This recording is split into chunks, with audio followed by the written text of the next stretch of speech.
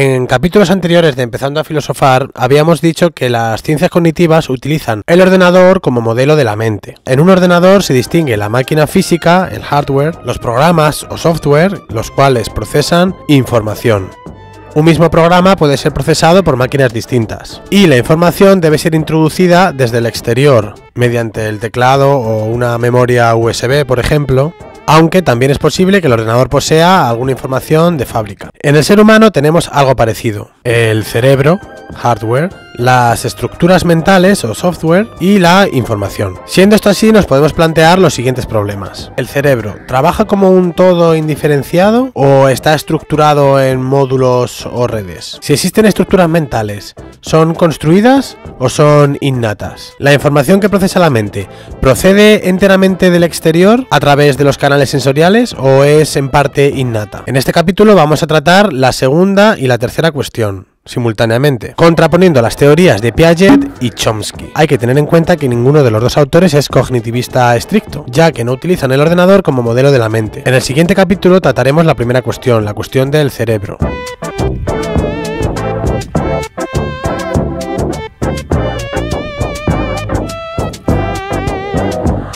El constructivismo es la doctrina de Piaget, el más famoso especialista en psicología genética. A Piaget le interesaba en realidad el pensamiento de los adultos, y para ello se dedicó a investigar cómo va siendo construido, paso a paso, desde la infancia. Autrement dit, je ne suis ni empiriste ni inéiste, mais je suis constructiviste. C'est-à-dire que je pense que la connaissance est affaire de continuelle construction.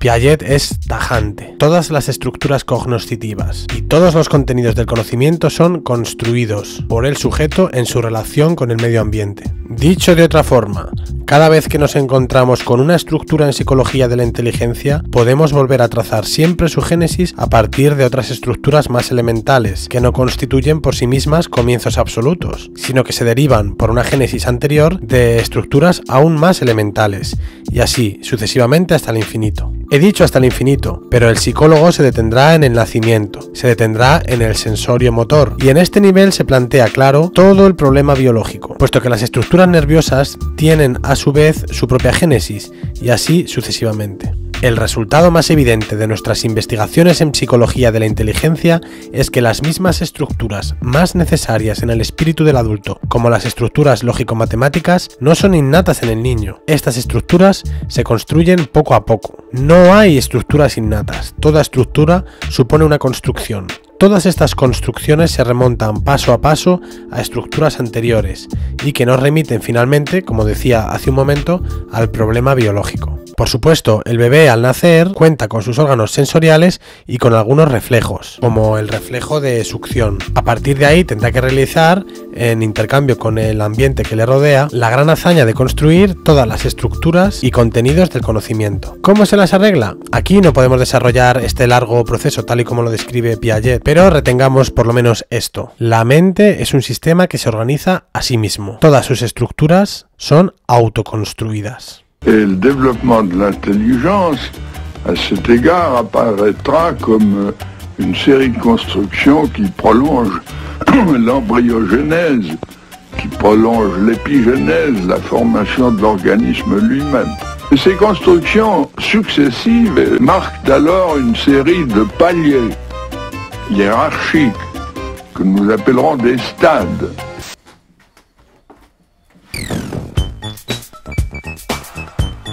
Las investigaciones más recientes no están del todo de acuerdo con Piaget. Entre otras cosas, parece que existen más elementos innatos que los que Piaget reconocía. Esta es una de las ideas clave del lingüista Chomsky. Es bastante chocante, piensa Chomsky, que todo el desarrollo del cuerpo esté genéticamente programado y, en cambio, todo el desarrollo de la mente sea producto del aprendizaje. También es chocante que el niño pequeño aprenda tan rápida y perfectamente el dominio de una lengua, y que en cambio los lingüistas y los psicólogos, tan sabios ellos, se muestren impotentes para explicar cómo lo ha hecho, cómo lo han conseguido. La conclusión parece evidente. Well, there are two possible answers to how that happens.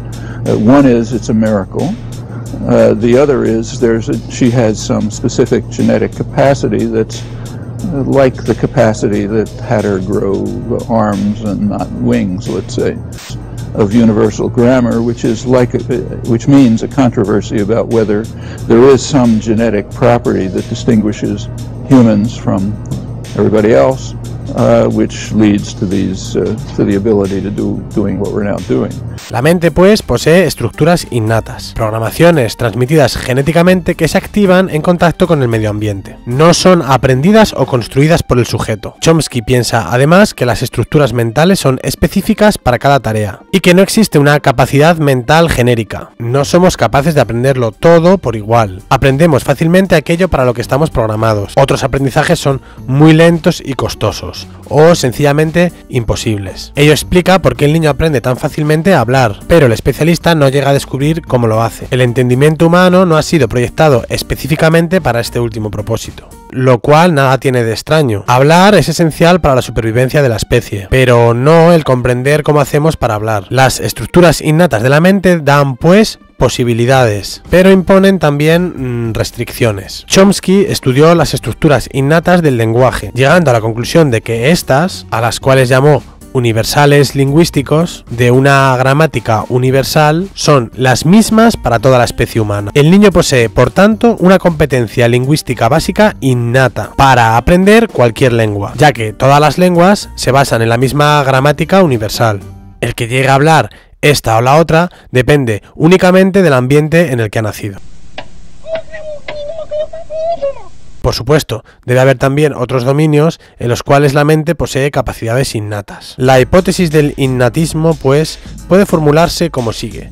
La teoría lingüística, la teoría de la gramática universal, construida de la forma que acabamos de esbozar, es una propiedad innata del entendimiento humano. En principio, deberíamos ser capaces de explicarla en términos de biología humana.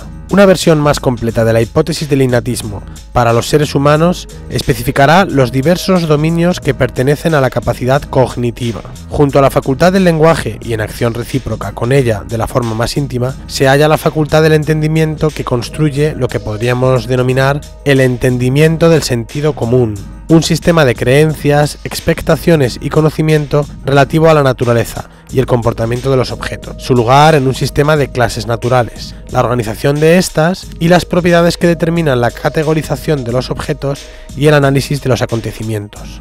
La mente humana posee, pues, también un sistema de conceptos innatos que le permiten categorizar, comprender y clasificar las cosas del mundo. Chomsky reconoce explícitamente que con ello recupera la teoría de las ideas innatas de Descartes. La mente, por tanto, no está vacía, afortunadamente. El concepto de organismo vacío, moldeable y carente de estructura, además de ser falso, también sirve de un modo natural como soporte de las doctrinas sociales más reaccionarias. Si los seres humanos son, en efecto, seres dúctiles y maleables, sin naturaleza psicológica esencial alguna, entonces, ¿por qué no deberían ser controlados y coaccionados por quienes se otorgan autoridad, conocimientos especiales y un discernimiento único de lo que es mejor para aquellos menos ilustrados?